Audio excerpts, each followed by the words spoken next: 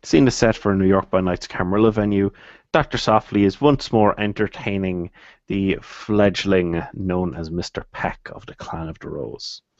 They're meeting once more in a different, this is a small reading room, and Dr. Softly will gesture to a chair for Mr. Peck to sit on.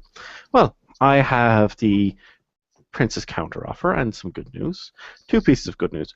One, you will not have to present yourself directly to the Prince. He sees this as enough due to your aiding at LaGuardia. Two, you are now a recognized neonate of the Camarilla. Okay, I'm going to make a roll as I can hide this well enough that this wasn't what I wanted. I'm not getting many high rolls. However, I'm using subterfuge to really cloak it.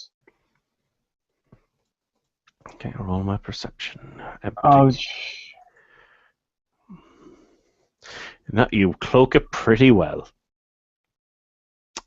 Especially compared to I got absolutely 0 successes. I got 1 success. Yeah, that's good enough. Yep. It's good enough. Now, regarding your offer to the Prince's counteroffer is much the same with one additional part tacked on. You encompass a particular skill set. You are a private kindred. However, your skill with Auspex is extremely impressive, and you're also possessed of a competent level of obfuscate. With that regard, you will also be, as part of the arrangement, given the title of Sword, who, in the context of aiding the Keeper of Elysium, I wouldn't be calling on you too often, but when we're holding official meetings, I would be requiring you to check for those trying to sneak in using Obfuscate or Mask 1,000 Faces, check the auras of people, that kind of thing. And with your Obfuscate, you could do so discreetly, just to make us aware if there's anyone. With the Obfuscate, it'll be simple enough for you to stand off to the side and merely indicate to me if there was a issue.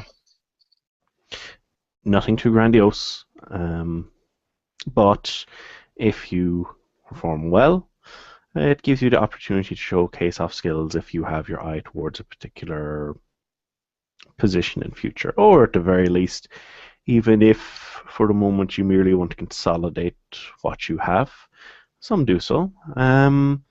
However, you might be able to gain the appreciation of the Prince in some ways at some future point if you do quite well, and gain an increase in domain, for example, or other opportunities.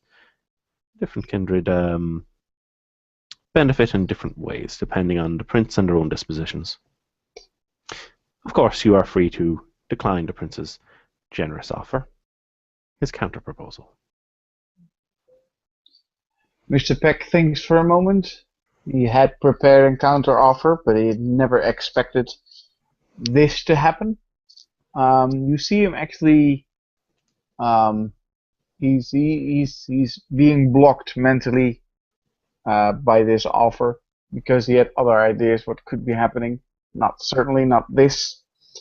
So after like 20 seconds of trying to find the right words, he says, "Well, you can thank the Prince for his generous offer, and I will take it because I want to help. Um, have you received any news regarding the latest residence of Mr.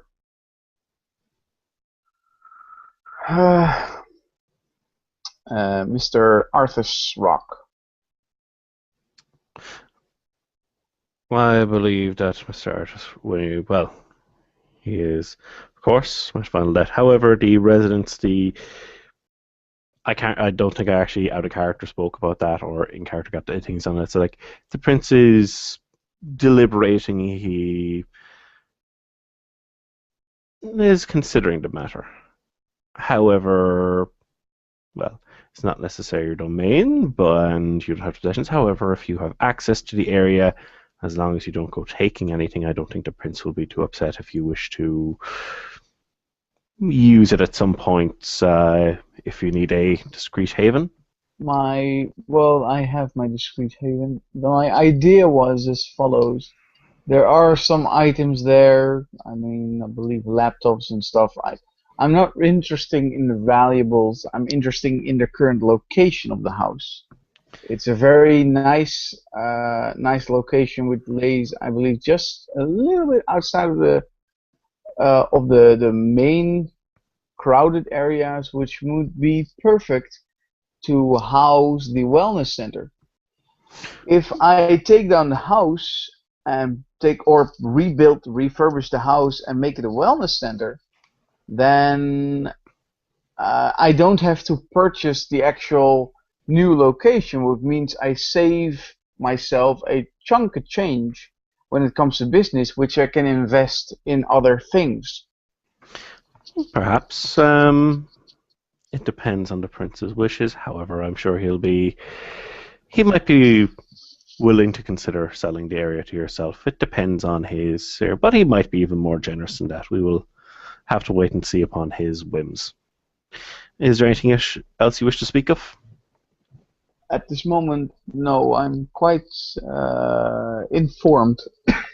Now, Mr. Suleiman has also been given the title of Sword. However, his own particular duties, his skill set, he doesn't have the level of efficiency you do with Auspex. So I have other tasks for him. You may at some point work together, but like I said, your specialized skill sets, and I've seen you're obviously a very private kindred. You won't have to work too often. And I might, at some point in the future, I might get a reservation at your restaurant. You've piqued my interest. Very well.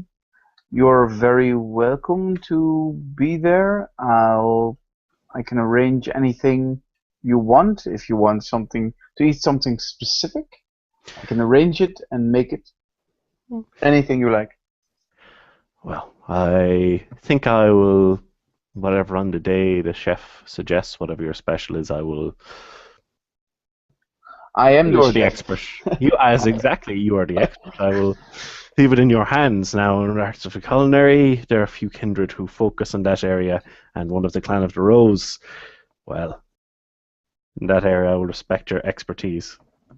I will present the best I can have and the best I do. Oh, I look forward to seeing you again, Mr. Peck. Next time I contact you, not a full meeting is needed by this, and it may be some weeks before I need to call on you a sword, depending on the needs of the court. No problem. Good night, Mr. Peck. Good night. Mr. Peck leaves very hurriedly, actually.